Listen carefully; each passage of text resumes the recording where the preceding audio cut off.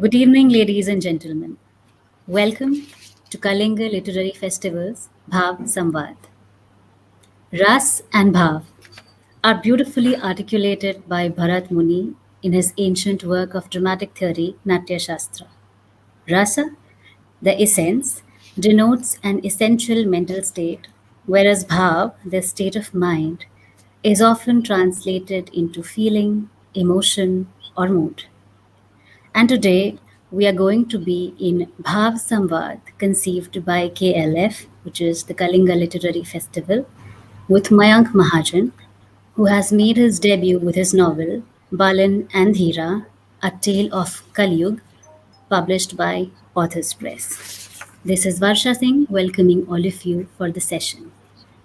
A warm welcome, Mayank. Thank you, Before, ma'am.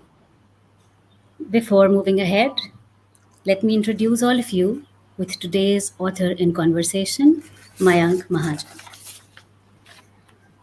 Mayank is a language trainer in his 30s and he is running a language training center in Pathankot city of Punjab. He is an engineering graduate who worked for 5 years as a support engineer. During his tenure, he made most of the opportunities that came his way. A believer in the core values of life, the author felt dissatisfied. The love for language was innate for him, and having been brought up in the 90s, he received the immense benefits of being in the age of technological innovation. The spread of cultural information was on a rise through the Ramayana, the Mahabharata, Malgudi days, and values based shows. Having television as the new source of entertainment, the author's childhood was filled with chronicles of mythological beings, mysteries, adventures, and laughter. At an early age, he started feeling the urge to write and express. His talents were appreciated during his school years, as the author participated in many creative art activities at the institution. As time progressed and life took its turns, the desire to express grew stronger and drew him towards poetry. For the past few years, he has been successful in his venture of language training, listing to the top ranks of the city. Although language earned him success, but he still felt he was not living up to any purpose. This is when the idea of taking on a full scale project and the idea of Balan the destroyer came into existence. He writes that the first draft was horrible, and the author almost gave up on the dream. The unfortunate occurrence of COVID 19 brought the whole world to a standstill and made everyone introspect about how uncertain life is. He committed himself again, and soon the story took a life of its own. Every chapter is not what the writer set out for, and the story weaved itself into a supernatural fantasy tale and gave way to Balan and Dheera, a tale of Kalyug. Kalyuga. Yeah. So before moving ahead, let me tell you a bit about the novel. I will read out the blurb for our audience. Satya is a cop who encounters strange and gruesome murders that put him on the trail of Balin, the killer. As the investigation unfolds, he, Maruti, and the others learn about the sacrificial motives behind the killings, and the case takes an unexpected turn. The enemy grows stronger after every act of horror, and with each encounter, the officers and the whole society are tested for their strength in character. The team investigating the case experiences immeasurable misery and pain at the hands of the enemy, all the while learning more and more about the wealth of knowledge hidden in their cultural roots. Lives are lost, destinies are fulfilled, and extraordinary phenomena are witnessed as cosmic forces weave the fate of the human race. Read and enjoy a fantastical tale about the Kali Yuga, a murderer devoted to his cause, a team dedicated to stopping him, ancient forces of devastation at play, a crime story filled with mystery, thrill, mythology, and mayhem that promises to take you on a unique fantasy adventure. Rashid Kidwai writes about this novel in the blurb. that this is a promising debut. It should be of interest to anyone with focus on the genre of fiction. Now, moving on to the author Mayank Mahajan. So, welcome, Mayank. Thank you And so much, ma'am. uh, here is the first question for you. So, what does it mean for you to be a debut novelist? Debut novelist. It's basically a dream come true. Like you said during the introduction, that it was a lifelong dream. Since my childhood, I wanted to get into. It's not just about writing. I wanted to be in something creative. In my 10th standard, I wanted to go into animation, but past back then, it was not that much in demand, and my creative skills they kept coming back to me. I kept feeling the urge to write something. In my college years, I was writing poetry,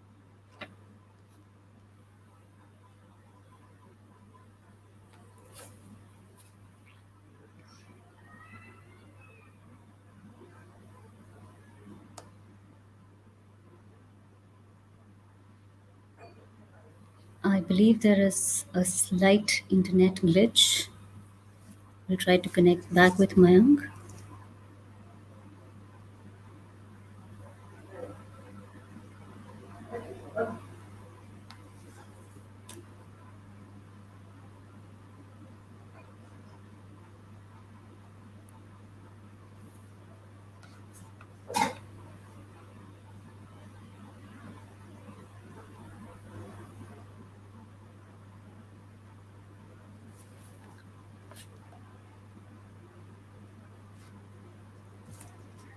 Okay, so while we try to get back to Mayank, uh, here is what Atul Thakur, a journalist, author, and columnist, has written about his novel. He has mentioned that this is a remarkable beginning by the author with fine prose and balanced narrative. He appears to be a promising entrant in India's blossoming literary scene. So while I read the text, uh, at the beginning I felt that I am reading, or I'm watching a crime story, the kind of crime stories that we have been, watching uh, recently at yeah, Mayank is back. sorry, my internet connection problem. So sorry, ma'am.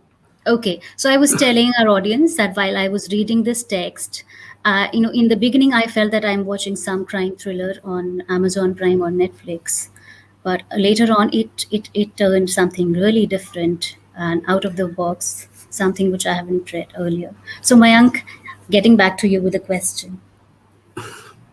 Yes, ma'am. Like I was saying, being a debut author is like a dream come true. It has been something that I have dreamt of ever since when I was a child. So, of course, getting the book published is a very big deal. I got into poetry and then I got into writing, and this is my first story. Since my childhood, I have been an avid reader of mystery stories and everything. So, writing something of my own and the feedback that you're giving me is something which is like very overwhelming in the real sense. It is not something that I expected. So, this is something much more surreal than I can probably explain in words. Okay, so moving ahead.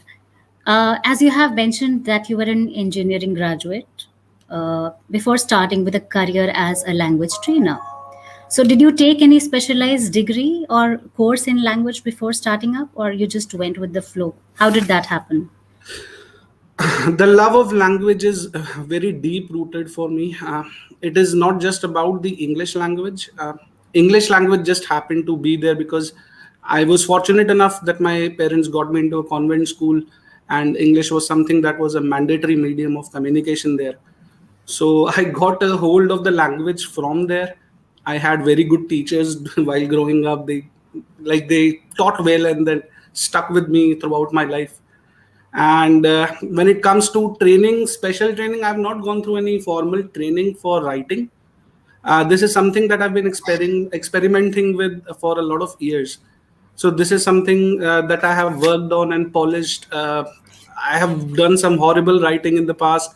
every time I read it, I realize that I have to do something better. There is better way to use the language. So that urge, that desire to grow with the language, learning new words, learning new ways to write, and like you said, Netflix is something which is a popular medium these days. So there are a lot of shows, there's a lot of television content, there are a lot of movies to watch. So you get exposed to a lot of the language. So you'll basically learn as you go. So this is something that evolved on its own during my journey. Okay, great. So, moving back to your book, every narrative has a time to surface. So, what was the trigger point for you to start writing Balan and Dheera? It's a funny story. I It was something that started about 2 years ago. I would say that the story, I felt the urge to write about something related to the Indian mythology. It has something to do with, I guess, my upbringing. My family is very religious. We get to we participate in a lot of prayers. We go to a lot of holy spots. There is this Mahakaleshwar temple in Ujjain. Then there is Shirdi. My father has been to, I think, every temple around the country. So this is something. The religion factor was always there. Then I work about 70 kilometers from my home. So we have to travel every day. I used to travel with my dad, and we used to listen to all these artis and bhajans during the journey. Right? My mind just wanted to make it interesting, listening to the same artis every day. So I started imagining a tale, a story that would depict the words when you listen to the prayer. Like for example, if you listen to Durga Yantra is something which is very popular in our country. It brings you good health, it brings you positivity. So if you listen to it, it really like if you imagine it in your head, you can actually visualize the entire thing. The entire song actually comes into a picture. So that is something that put me onto this. Then recently, religion has been a hot topic in our country. It keeps coming up in debates every now and then. So everybody has a take on religion. And I just wanted to express what I have felt ever since I was a child. That religion is all about fairness, and religion is all about making right choices, making good choices. And that is something that I wanted to express through the story. Yeah. So, when you talk about choices, I get to remember the choices that your crime thriller makes. So let me tell our audience that Mayank's book Balan and Dheera is a crime thriller which is connected with mythology as well, some mythological reference as well.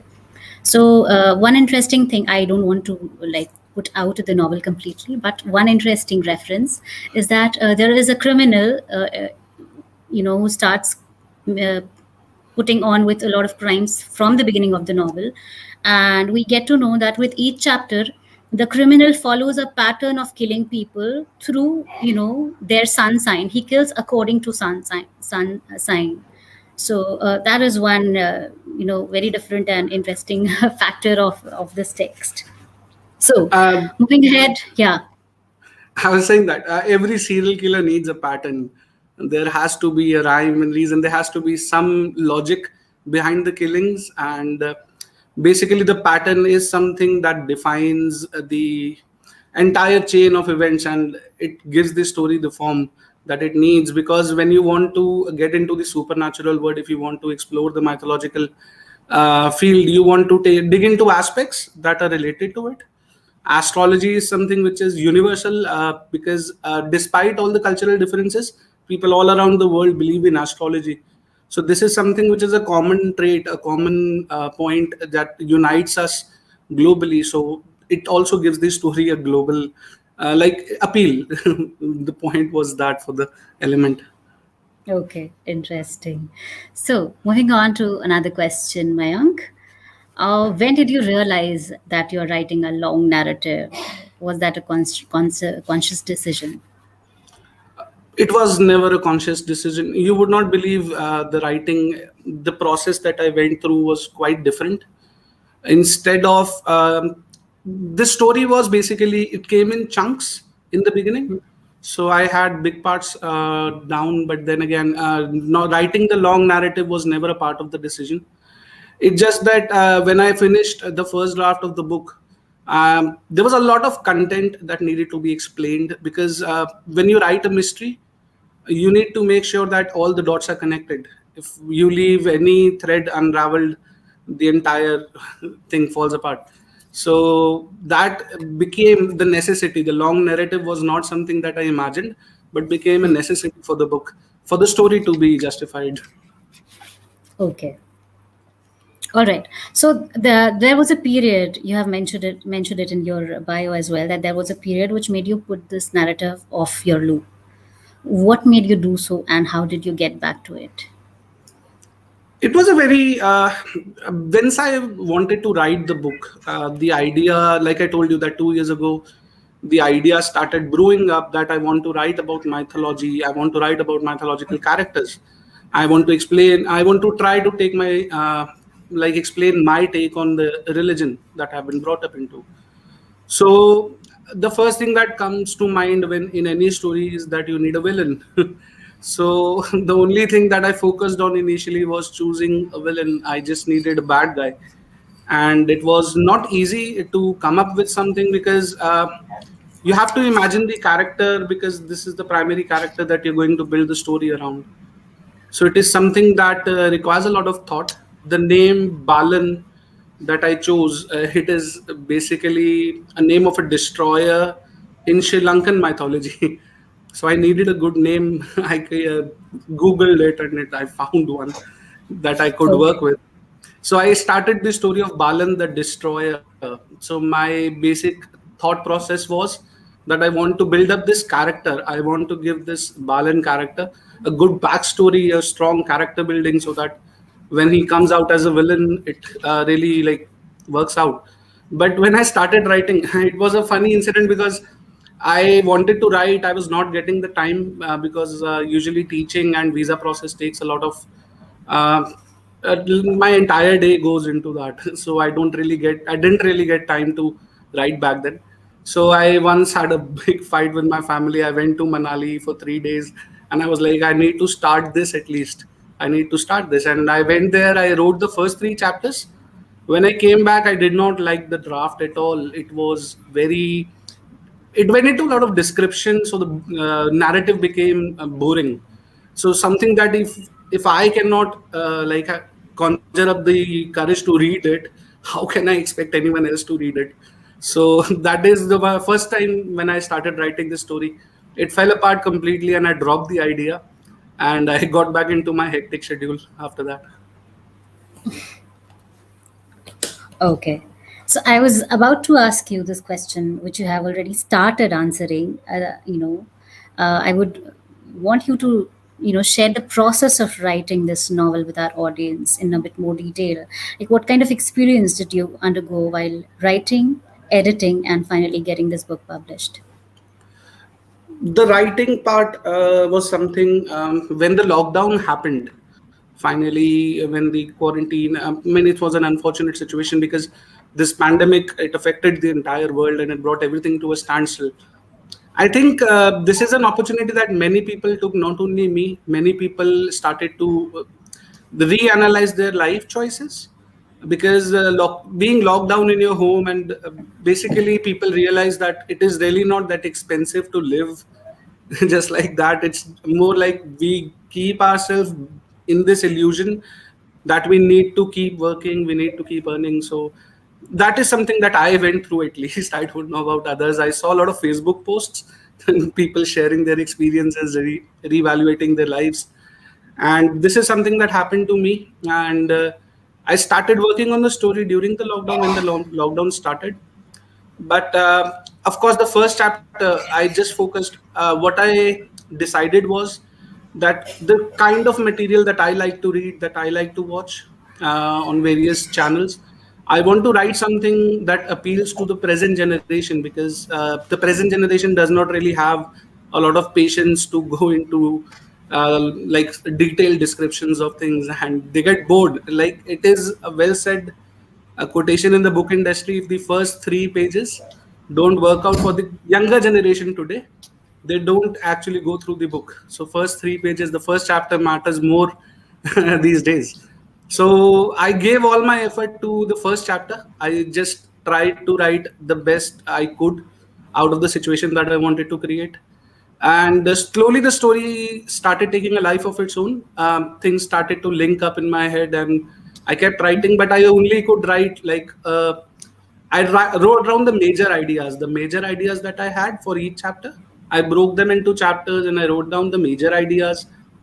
And I was lucky enough to get the help that I needed from time to time, because when I was done with about first 12 chapters, I was still not sure that what I'm writing is whether it is very good or not, whether I'm in the on the right direction or not.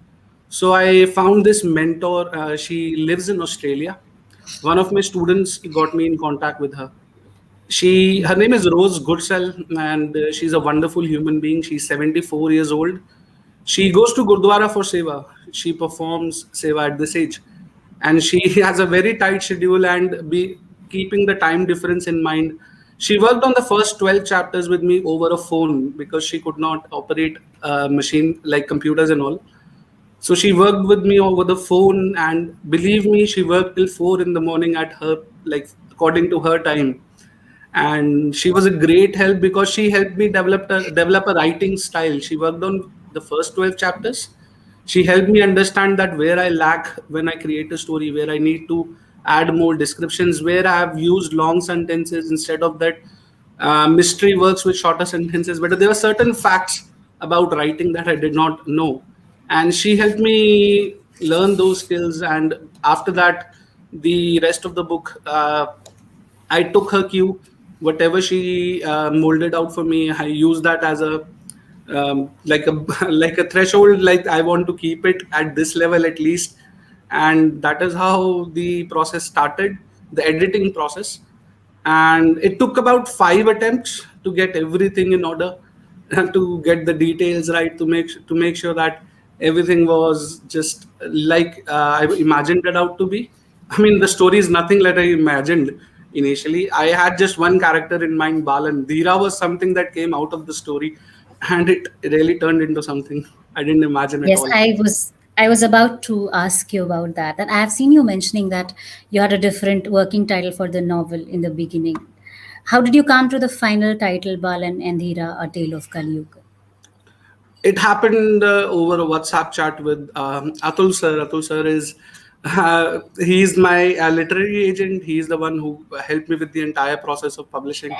So when everything was getting done, he told me that he asked me that what name do you want to select for the book, and I just typed in three random names, and Balan and Dheera, Tale of Kali Yuga was one of them, and he chose it. That okay, this is fine. This works wonderfully well.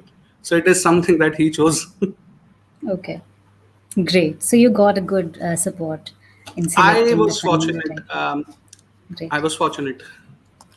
Okay, so now moving on to the next question. Your narrative begins with some strange killings, which I talked about earlier, happening around, and the narrative reaches a point where you bring in the current pandemic.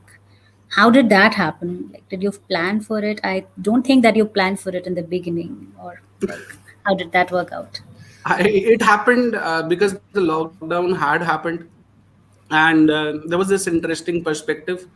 Like I said, that the world, when it came to a standstill, many people started reevaluating things. I don't think that I'm the only one who says that COVID is somewhere. It is something like of a karmic fruit that the human race is getting for being exploitative all past few decades. I suppose there are a lot of people who share this opinion, and this is something that comes to me as well. That okay, when nature inflicts some suffering on you, it is basically a cyclic process.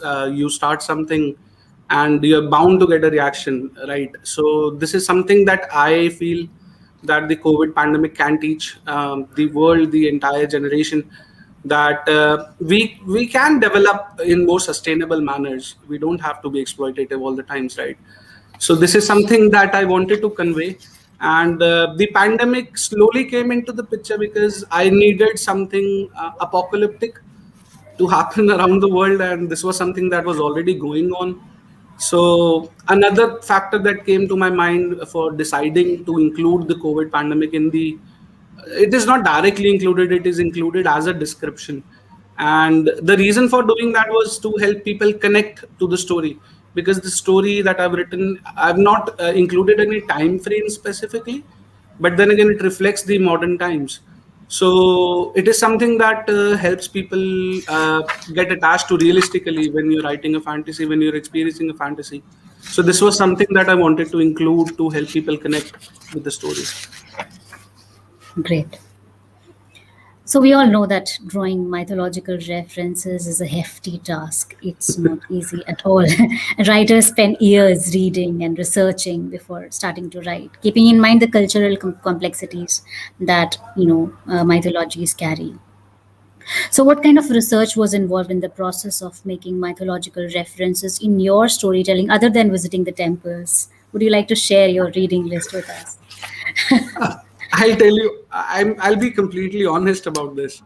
Like I told you, that I've been brought up into this. This is something that regularly happens in my household. Um, when I lost my grandmother, there was a Garud Puran part in our. It happens. It happens in all Hindu households, right? So I am kind of a person who, when participates in something, I give my full attention to it. So tales that I've included in the story is something that I have learned, not through books directly, but through the more like an audio medium, because I am like I've told you that I used to watch a lot of fantasy shows when I was a child. I used to spend countless hours watching Ramayana, Mahabharata, Shri Krishna. This used to be the schedule when we were growing up. The first television show will be Shri Krishna, then Ramayana, then Mahabharata. So these tales they kept. We were told these tales repeatedly again and again. So my family does a lot of fasting as well. So when we do fasting, there are tales, there are stories that are connected to those fasting. When you fast, basically you have to understand why you're fasting, what is the reason, what is the purpose of this particular ritual. So these stories, my mother reads them to me every time we do something. Like on Diwali, I guess every family, every household does that. We read the Lakshmi Katha. We sit together and read the Lakshmi Katha. So these are tales we get exposed to again and again, again and again. Unfortunately, I'll admit that I've not gone through a lot of detailed research when it comes to writing for the story. But I picked elements that I have listened to all my life. If you have gone through the story, so you know that the elements that I've picked are mostly popular tales. These are popular tales which are known to everyone. Again, an attempt to help the reader connect with the story. When you know something, even if you know it superficially, and you get to read it somewhere, you feel the urge to read about it more. So it is something of an attempt to help the young generation, because today people think that when it comes to Indian culture, Indian stories, right? People don't look for fantasy in the Indian book market. They When they want to experience fantasy, most people go towards Hollywood, or they go towards the international market. So because mystery, supernatural, this element is not exploited as much. It is something that is exploited in the international market a lot. So this is an attempt to remind the people. It is not basically my content, in the sense, because this is something that I've been inspired by Ramayana, Mahabharata. They used to have tales like this, the stories that it showed the supernatural strength of the villain, of the protagonist and the antagonist. They depicted the characters that way. So this is something that I believe that our ancient people, they wrote down these stories because fantasy is a fantastic medium to learn something. When you put your mind into imagining something, it becomes a part of you because you've put in effort and becomes a part of you. So fantasy has that strength to revolutionize thinking when it comes to certain key topics. So that is my attempt through this book to work on this. So that was basically the. Great, but like I have gone through many such texts with fantasy elements in them. Specifically, I got reminded of Salman Rushdie's Harun and the Sea of Stories, and so such kind of texts written for children. They have a lot of fantasy elements, supernatural elements, etc. But you just told me about the kind of audience that you have been. You grew up watching certain TV shows, etc. Now, the question is, would you mind us telling about your target audience for whom you were writing? I guess the way that I've depicted the murders, I really cannot say that it is for all ages. So that really, Yeah, they are too like, descriptive. Yes, I they're too agree. descriptive, exactly. But Yeah. then again, like I said, that imagination needs to be fueled for a change. To see, I'll tell you, if you read up the original um, tales of Snow White and when the original tales, right? They're not so the cartoons that we watch about Snow White, about Little Red Riding Hood. They all end happily with the characters they getting saved. But if you read the original texts, original tales, it does not end that way. The Brothers Grimm stories are actually grim. They're very grim. They end with very detailed, descriptive, something that you cannot really imagine the story would take end up. Like it's a very negative end to the story. So that is something again. It leaves a deeper impact on you. The descriptions are necessary to realize to make it realistic and. The fantasy element needs a lot of fueling when it comes to reading, because if you want to keep a reader going, you have to keep imagining things that are going to keep adding to the fantasy. So that is something that needed to be done when it when I was writing the story. The chapters, I've tried my best. I've broken them down. I'm sorry, broken them down into basically episodes. That was my attempt, that when I watch a series, the first episode ends at a note that I have to watch the second one. And that is how binge watching came into being, I guess. That cliffhangers, basically, they work a lot. They work good with fantasy.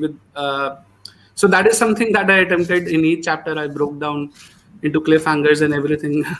So that element was there. And apart from that, when you talk about legendary tales, like even if you talk about Salman Rushdie, even if you go back all the way down to Oliver Twist, Charles Dickens, right? If you go all the way back to that era, even if you talk about Ramayana, Mahabharata, they're basically fantasy tales that became a medium for revolution. People decided to change, like changes happened in society because of those novels, those fantasy tales. Because in a fantasy, in your mind, when you're thinking of a story, you can make choices that you would not make in real life. It is something with making the right choice, right? People say this, that making the right choice looks good in fantasies. It is not something for the real life. But I guess that is the challenge of religion.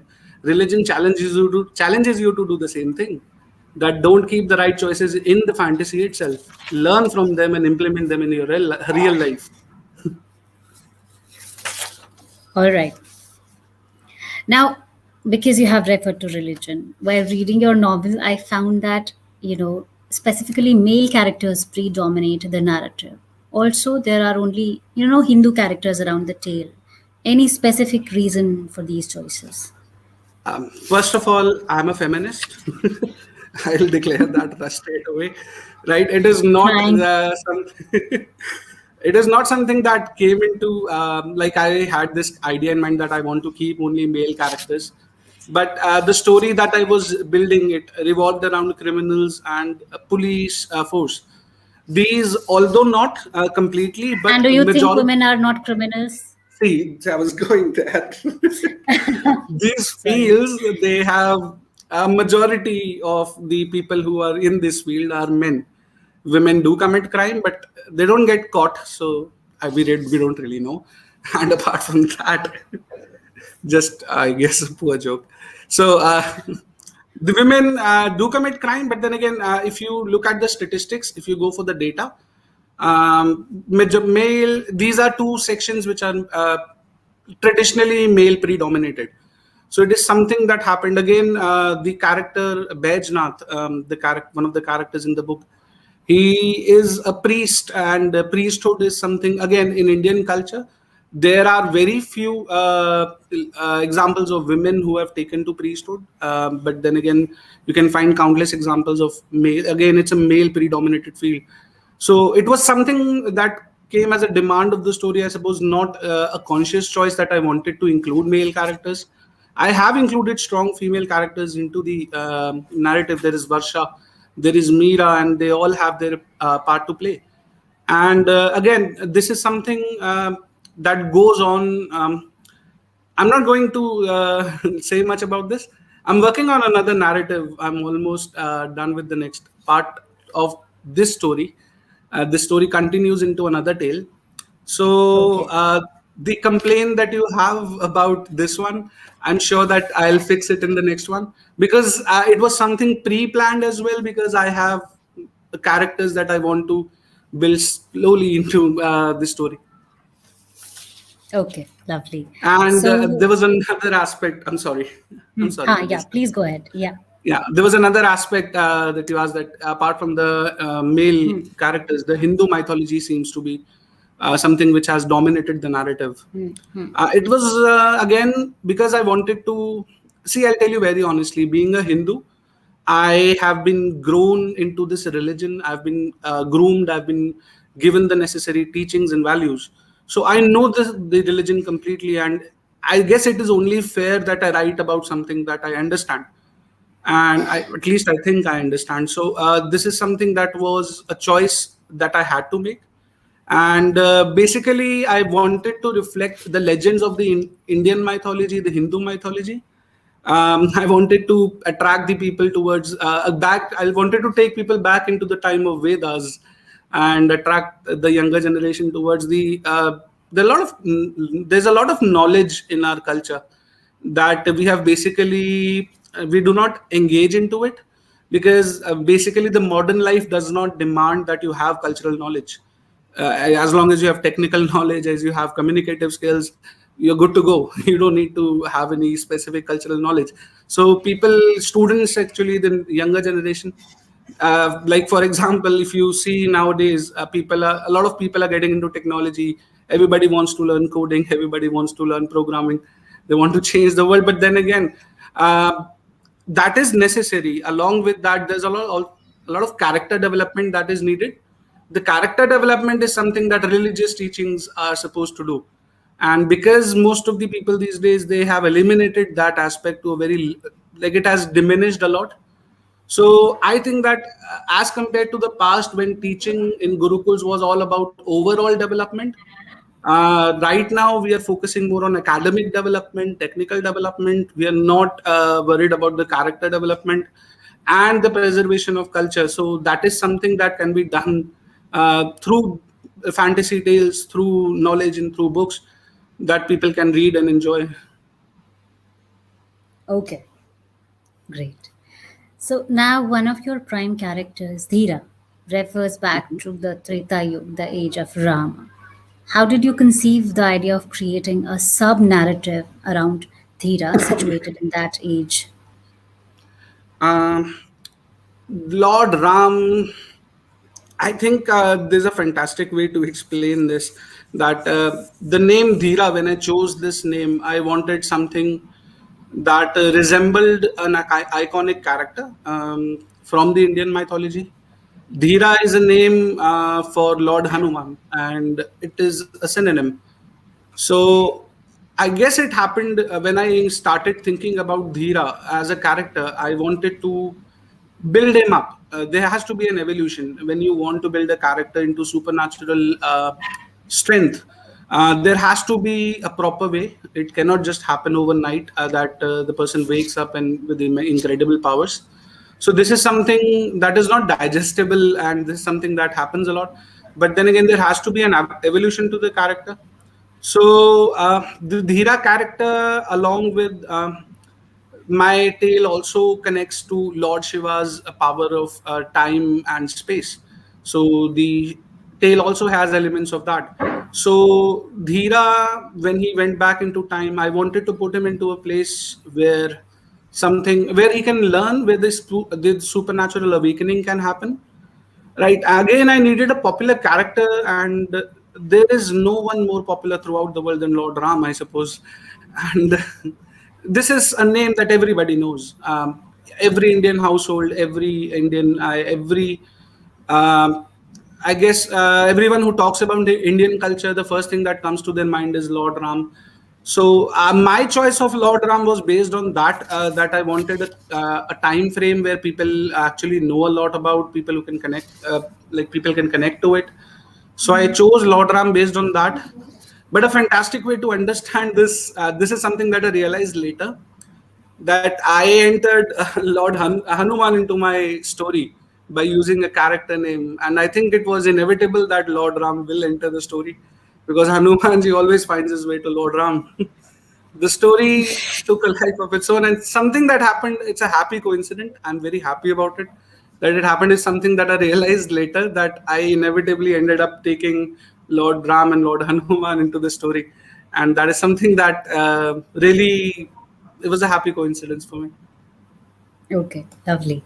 So we know that each character that a writer creates is his or her brainchild. However, I still wish to ask which character is your personal favorite from Balan and Dheera and why? Bajnath, I suppose. Balan and Dheera both are strong characters, but Balan thinks in all, he's all black, like he wants to change the world through this like violent manner, right, the negative manner. But Dheera is all white, and because he's connected to some mythological spirits, mythological element of the story, he's all white. But the world we live in is a world of grays, and Bajnath, the character, the priest, uh, who has uh, who has the knowledge that has been passed down from centuries. Like he is the protector of the knowledge. He is supposed to be the one who makes sure that the knowledge lives on. So the knowledge that he has about the world, about the events of the world, and along with the secrets that he keeps, so that makes him see the world in a like grays. He can see the good in bad, he can see the bad in good. So there has to be that clarity, and that is something that Bajnath's character depicts more clearly, because he is the human factor as well, and he is what basically strings the entire thing together. He ties the entire thing together. So this is something that I believe that if I had to choose, it would be Bajnath.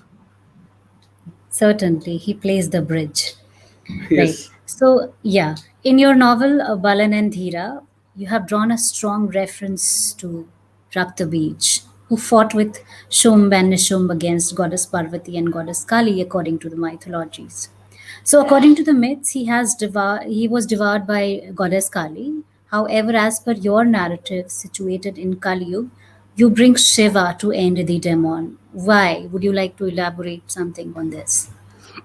Again, when I started this story out, when the Balan character was slowly building into the element, the ritual that he's performing in the story, I at first I did not want to. I wanted it to be a short story where it ends, but then again I realized that this is something that can be used, and understanding Raktabija, I needed a villain who was immortal. Raktabija is an important legend in the Indian mythology. If you read any book about Durga Ma, and or any Durga, if you go for Durga Puja, or if you go for I'm sorry, the right word isn't just striking in a. So Yeah, if you the read Durga anything about, Saptashaktis and yeah, all if those you, texts. yeah, Yes. so Dr. Bija is a reference that comes, and I explored a few demons from Indian mythology on Google, and he seemed like the apt person who can return, because his specific ability was that he can regenerate from any, even a drop of his blood. So Raktabija became that character, and I wanted to include Raktabija into the story because I wanted to include a fight between gods and monsters. You have to understand, like the story has to go there, because if you want to talk about cultural legends, then the legendary villains have to return as well. And the first battle, of course, the recorded battle, the according to the Indian mythology, Lord, like Mata Kali fought Raktabija, and she drank every last drop of his blood to make sure that he does not get reborn. But then again, like science says that energy cannot be created nor can it be destroyed. So does religion say that soul is like basically energy? You cannot kill a soul. So that is something that I wanted to understand. Like I wanted to utilize it because Rakta Bija was a being, was a living being. So he is bound to have a soul, and that soul cannot be destroyed. So the negativity that runs through him has to be linked to something. So that is something that I was able to exploit, and the reason why I chose Lord Shiva to end the demon in the story is because this narrative. You have read the story. The narrative. It has a certain element where the how we moved from the Vedic times when gods existed amongst us to the modern times when gods are not there. But the legend of Shiva is there, that Shiva still roams, Lord Shiva still roams the earth. He still watches over humanity. He is the eternal protector of the humanity. So of humanity. So that is something that is believed widely throughout our country and throughout this our culture. So this is something that was the logical thing I want that I came to, that my character has to be based on something that seems palatable, because even today people it is a firm belief that Lord Shiva still resides in one of the mountains on Lord Kailasha. He has his home there, and he watches over all of humanity in an eternal meditation. So I'm really fascinated with that story myself, and that is something that came into the story naturally. Yeah, it seemed like the right way to go.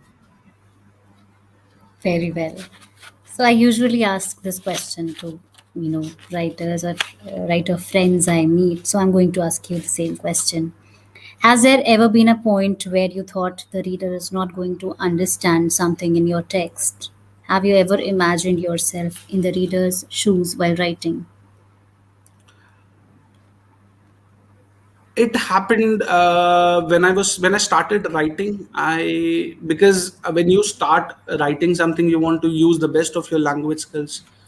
So one aspect that came into my consideration was that I have to keep the language, because the purpose of language is communication. If I use too much jargons, technical jargons from different domains that I've exploited, so people will get alienated towards the story. They won't be able to get connected to it, because nobody likes to read the story and stop in between and go to do some research or find the meaning of a word. It really breaks the flow. So language was one thing that was in my mind, that I want to keep it. I don't want to dial it down a lot. I don't want to dial it up a lot. I want to keep it like the average, the language that is mostly spoken in India. India has its own English, which is quite radically different from the American and the English versions, of course. And I wanted to stick to that, so I kept that. Apart from that, uh, the science elements that I have utilized, because scientific fantasy is something which has been on a rise for a few decades now. From Back to the Future, from simplistic movies like Back to the Future to Avengers, and all the media that we watch on Netflix, to web series and everything. Even in the Indian scene, there is this new series JL50. It talks about time travel as well. It has Abhay Deol in it, and time travel and science is something that I believe the young generation is continuously bombarded with these days. So this is something that everybody is exposed to. There are talks, there are discussions, there are movies, there are television shows that everybody talks about. So I didn't think that the scientific element would be that much of a challenge for people to understand, because we are exposed to theories on a regular basis. Apart from that, the mythological choices that I made, I kept it strictly to I stuck I'm sorry, I just make sure that the story sticks with the popular legends. A few hints here and there about the deeper there are fewer tales that we have not heard, like for example certain references to the negative, the asuras of the past. People have heard about the devas, but they might not have heard about the asuras. So that is something that is informative, and again, that is something which is palatable again, because this is something a part of our culture, and it is something that we experience on a daily basis. So apart from the language, I didn't think that any other thing should be a challenge for the reader. And because today's reader is as informed as like, you can't fool anyone. People capture details, people notice plot holes, people capture everything. That's true. I agree with you. So, here is another question for you. What did you find the hardest while pulling together this novel? I guess the hardest part was the editing. People would rather think that the story writing is something that requires, it is the hardest part. Once you get to write a story, the story starts taking a flow. Once it captures a flow, you will end up writing the story. I mean, it is something that you will not be able to control, because that's how the train of thought, it is something how our brain works. It starts making connections. So the writing part was difficult, of course. It was a mountain of a task, but nothing compared to the editing part. The editing required a lot of work. The editing also required, because I had to keep going through the story again. You would not believe that I read this book 10 times, of course. The re-editing required that. So making sure that every detail is captured, everything is done. The story, the original length of the book was less, but there was a lot of things that needed to be explained. So the story started gaining a lot of length. So the editing process probably took more time, and it was more it required more attention, it required more use of time. It was something that was very slow, and it was something that was very agonizing. But then again, the fruit matters. At the end of it, I felt like it was all worth it. Well, that's great.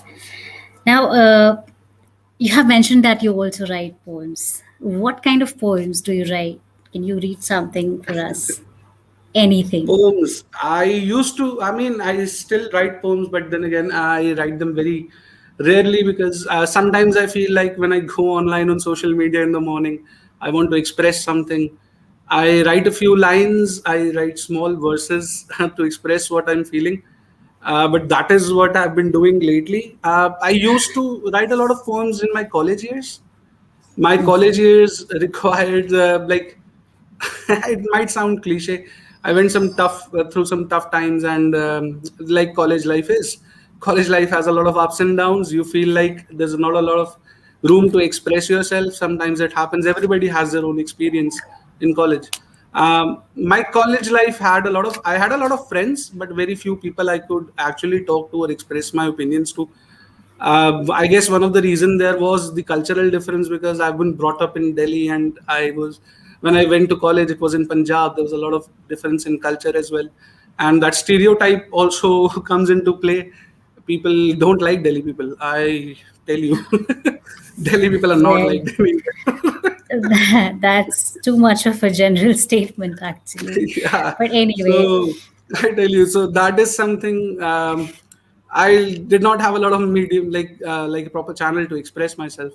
Then I met this friend of mine. He used to write a diary, a personal note, and I told him that your diary. It happened once that his diary was just lying around, and I told him, it's your personal diary. You should really keep it safe. And he's like, okay, read the first page. He had just written one line on that page. I read that one line and I asked him what it is about, and he told me the entire memory that he had connected to that one line. So if people even read his diary, they will not be able to understand what he has expressed through that. And that is something that really affected me, impacted me. I say, is not affect is not the right word. Impacted me.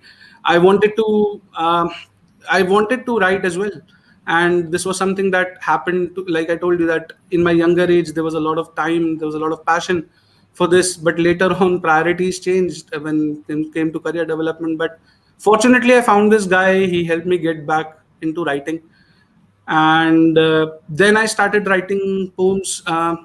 basically different experiences.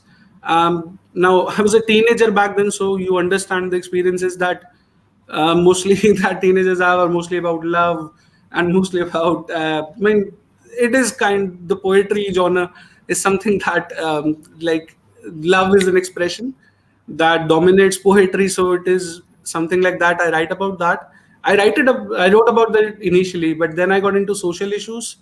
The more stronger I felt about things, the more I felt like I need to express myself, and that is how it went on. I have something from that I've written, like in my college. It was a long time back, but it is something that I really hold close to myself. I mean, it's something very special to me.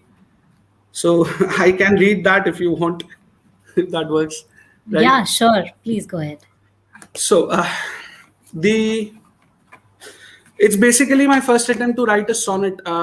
I got into reading Oscar Wilde and William Shakespeare during that college, my college times, and I used to love reading the sonnets they wrote.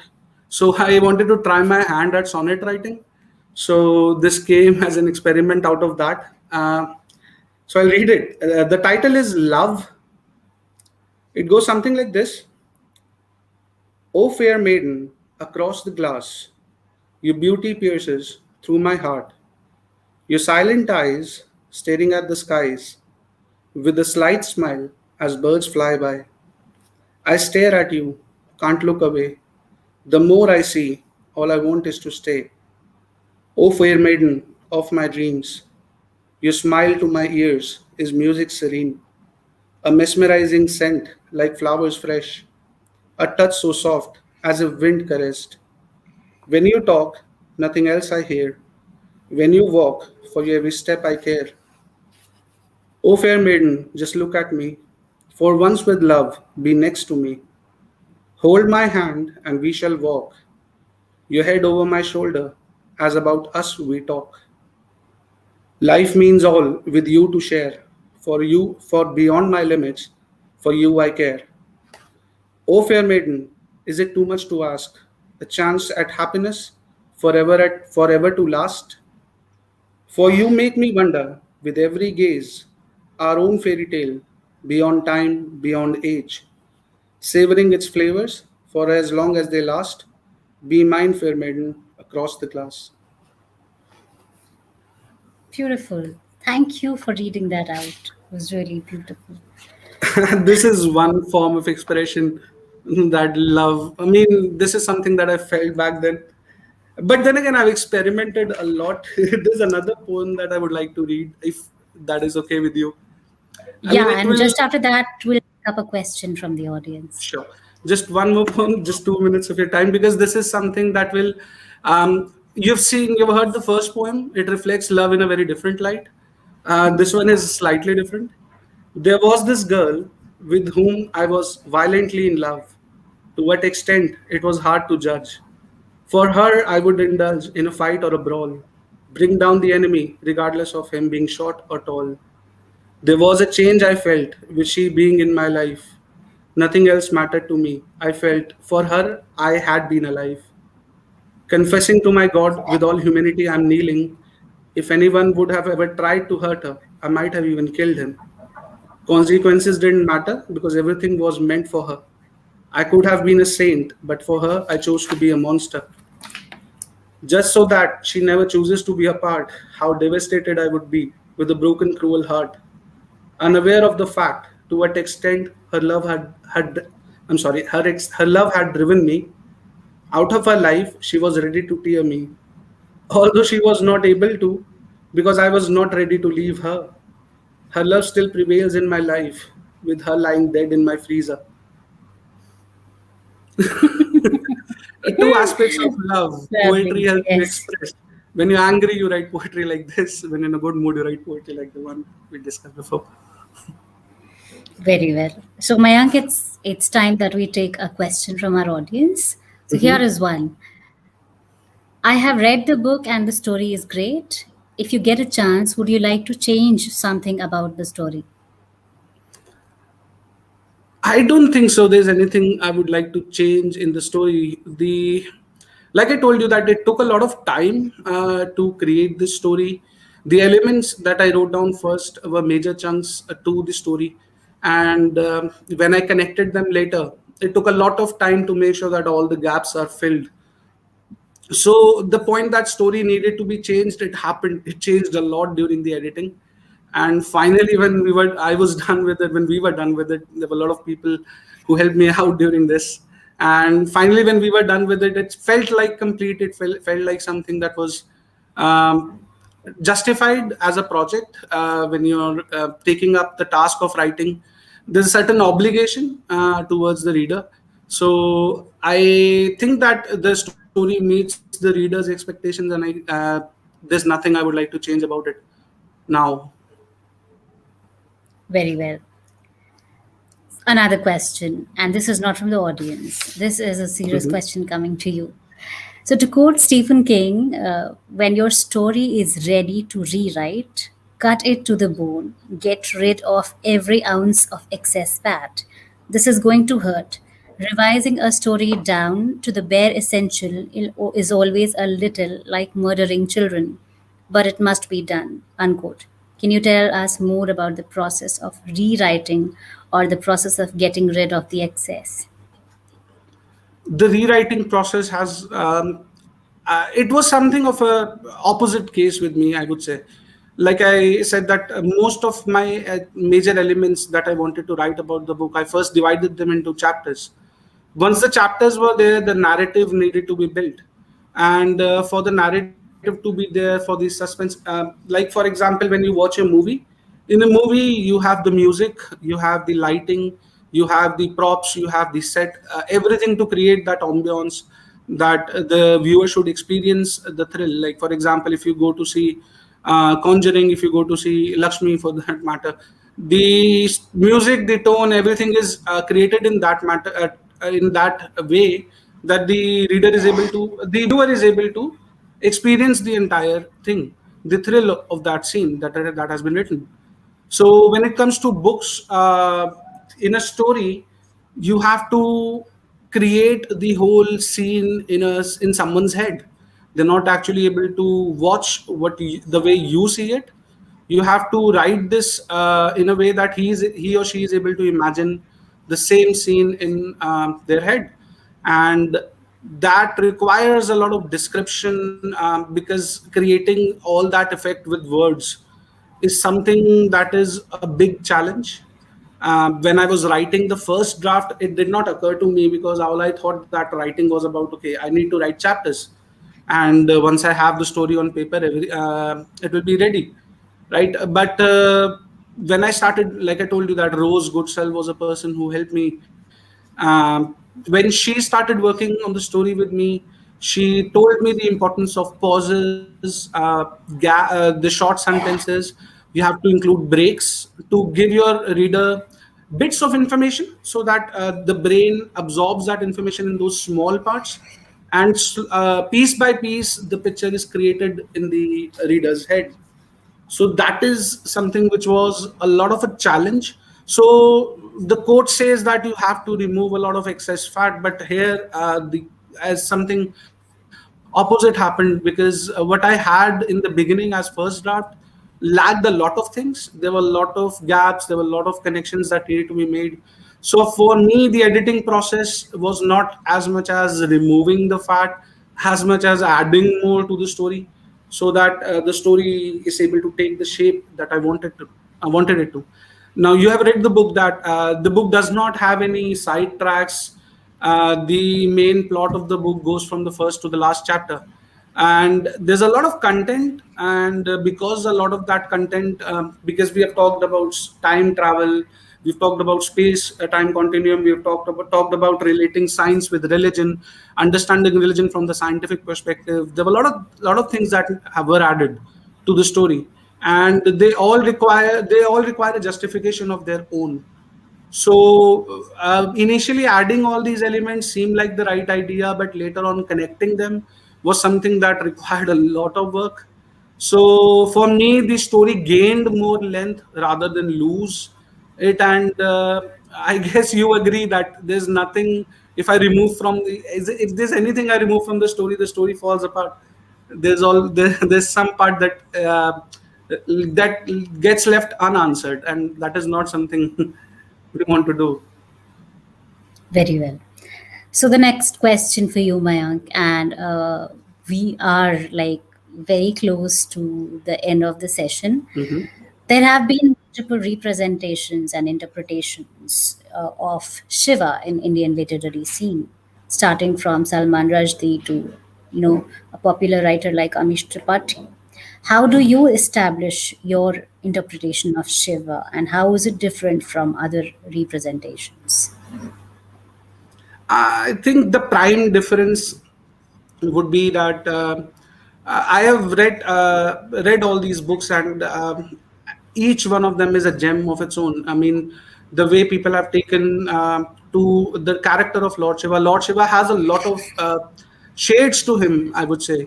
There is the peaceful protector, the peace he because the legend says that he's always in meditation. But then there is also the third eye, because if you anger the spirit of Lord Shiva, destruction is something that will happen. You will not be able to prevent the destruction.